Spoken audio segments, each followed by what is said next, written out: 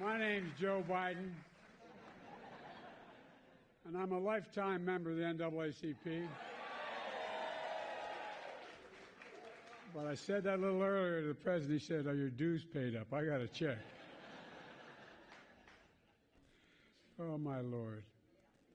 So many people here today. You changed the world. 70 years ago, you changed, I say the world, that's not hyperbole, I'm not exaggerating. Not only changed the United States, you changed our role in the world in a fundamental way. I know there's a lot more to do. President Johnson, that introduction, thank you for your leadership. But most importantly, for the NAACP. It's an honor to be with all of you here at the National Museum of African American History and Culture. Remember, we were trying to get this built for years? It's pretty neat, isn't it? And by the way, I want to thank the staff who runs this place. They do an incredible job. Together, the NAACP and this museum are monuments to the power of black history. And black history is American history. It's American. You know, it's a really important thing to continue to. We have a whole group of people out there trying to rewrite history, trying to erase history. It's a tribute to heroes, known and unknown, who pursued our nation's North Star. We're unique among all nations of the world, and I mean that. Every other nation is based on ethnicity, based on religion and other things, but we're the only one based on an idea. We hold these truths to be self-evident. All men are created equal, endowed by their Creator with certain inalienable rights, and should be treated equally their whole lives, throughout their lives. We've never fully lived up to that idea, to state the obvious, but we've never walked away from either because of so many of you in this room and so many more. 70 years ago, when the Supreme Court ruled in Brown versus the Board of Education that racial segregation in public schools is unconstitutional, a prayer was answered in a long struggle for freedom. Yesterday, I welcomed the family of plaintiffs in that landmark case to the White House, to the Oval Office, their office. Once upon a time, they were excluded from certain classrooms. But 70 years later, they're inside the most important rooms of all, the Oval Office, where they belong. They're a living reminder that once upon a time wasn't that long ago. And all the progress we've made is still have more to do. And there's still groups who are trying to erase it. You know, one of the cases that led to the landmark decision was in my home state of Delaware. A black mother from Hockessin, Delaware, joined by parents and 8 other students in Claymont, town I moved to when work ran out in Scranton, Pennsylvania, and we moved back in 3rd grade, moved here to Delaware in 3rd grade. All in Claymont. They just wanted a simple proposition. They wanted their kids to be able to attend school and be treated with dignity and respect. They asked a man who I looked up to and really admired and helped me out as a young public defender, Lewis L. Redding. He was the first man, the first black man ever admitted to the practice of law in the state of Delaware, to say. And think about that. Here, the first man, this guy was brilliant, and he didn't get admitted till after the 50s in Delaware. He enlisted a young Jewish lawyer from the NAACP named Jack Greenberg to help him devise a legal strategy to get rid of racial segregation in Delaware schools. In 1952 in Delaware, for the first time in our country's history, in Beulah versus Gebhardt and Belton versus Gebhardt.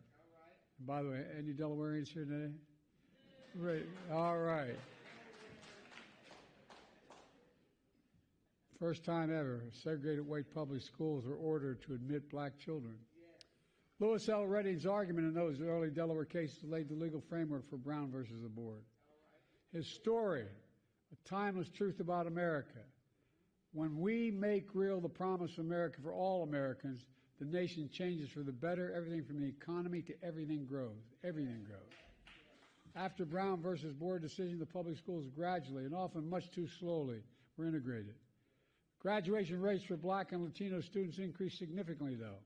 The Brown decision proves a simple idea. We learn better when we learn together. That's why my administration is increasing funding for schools to bring together students from different backgrounds. My Department of Education is investing $300 million, including another $20 million announced today to support diversity in our schools. We're also funding efforts to increase diversity in teaching profession itself. Because as the President said, black students, particularly young black men, react to black teachers. Black students who have black teachers are significantly more likely to graduate from high school and enroll in college. It makes a difference, and it matters. My Department of Education provided an additional almost $500 million, $450 million, to ensure teachers in our school reflect the diversity in our country. We're just getting started. This money is going to go toward training the next generation of teachers at HBCUs, tribal colleges, and minority-serving institutions. By the way, not because I'm married to one, but we need to give teachers a raise. I mean it. Another lesson from Brown is that every child deserves a quality education. How can we, think in just simple terms, how can we have the strongest economy in the world without the best education in the world? I mean, it's not possible. That taps into the full talents of our entire nation. And the answer starts with early childhood education. Because of the nation's legacy of discrimination, the black children start school with an average of 7 months behind their white peers in reading. But 1 year of universal high-quality pre-K could eliminate 98% of that gap, just 1 year. And children go to preschool who are nearly 50% more likely to finish high school and go on to earn a 2-year or 4-year degree no matter what their background is. That's why my administration is working to support black children. And as soon as I came to office, I signed the American Rescue Plan.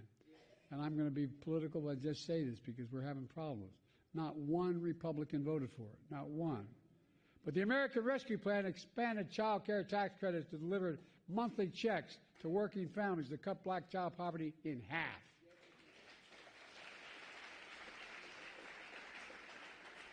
My Republican friends let it expire, but I'm going to keep fighting to reestablish it. We're going to get it reestablished.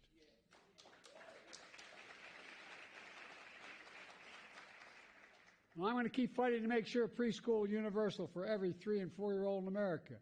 We can afford to do this. It's not hard. Instead of giving multi-billion-dollar breaks to the super wealthy, let's make the wealthy begin to pay their fair share of taxes. We can afford all this.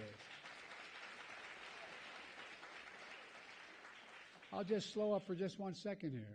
Ad-lib a little bit here because I'm going to get in trouble for keeping it longer. But, you know, we have 1,000 billionaires in America. 1,000. I'm a capitalist. You can make all that money, fine. Just pay your fair share. Well, here's the deal. You know what the federal tax rate is for a billionaire in America? 8.3%.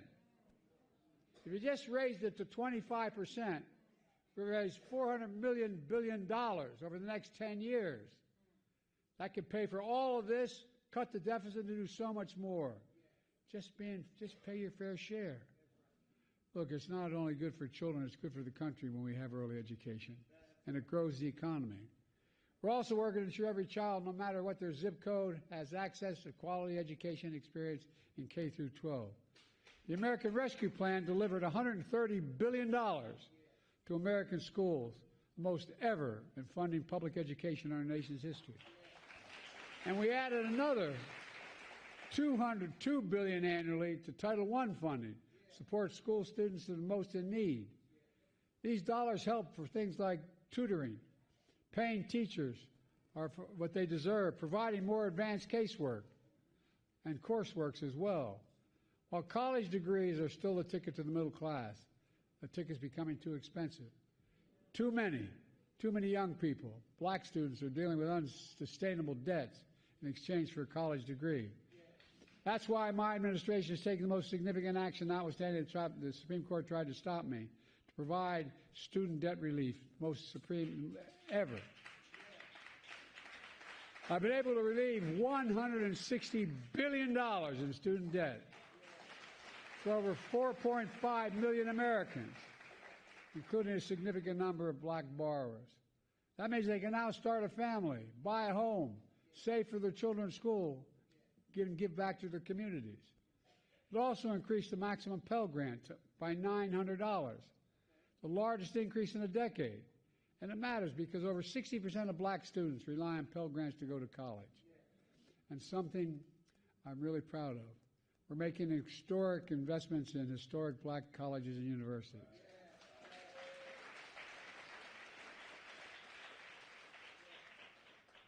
Now, I'm from Delaware, so I go along with Delaware State being the best HBCU. Kamala keeps saying it's Howard.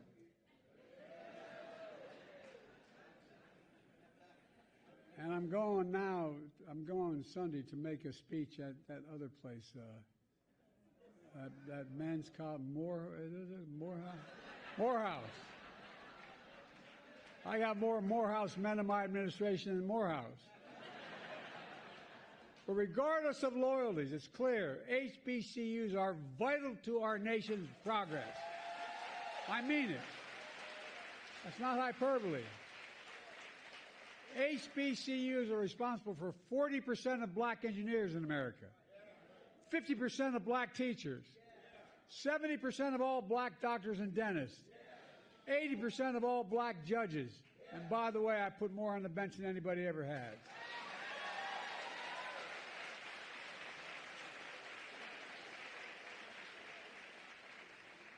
And 100% of black vice presidents. You got it.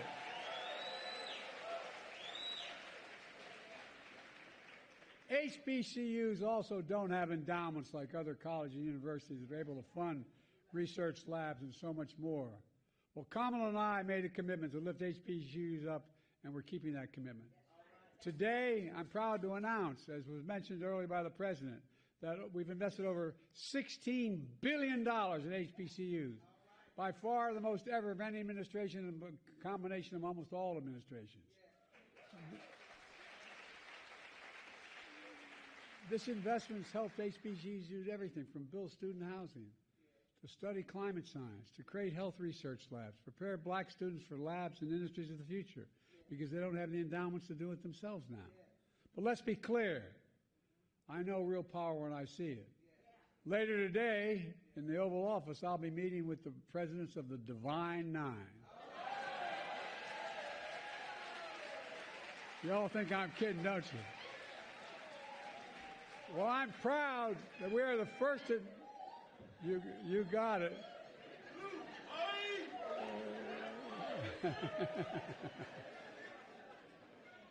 I can tell there's no... Anyway. We're the first administration in history to have a working group from the Divine Nine in the White House. And I asked them to do that from the very beginning. But we know 70 years after Brown versus Board, there are some forces trying to deny freedom of opportunity for all Americans. A few minutes ago, I talked with some of the Little Rock Nine, who were determined to integrate a public school in Little Rock, Arkansas 67 years ago. I'd like to recognize them for their courage and their, if they can, if you're able, please stand and rise so we can all see you.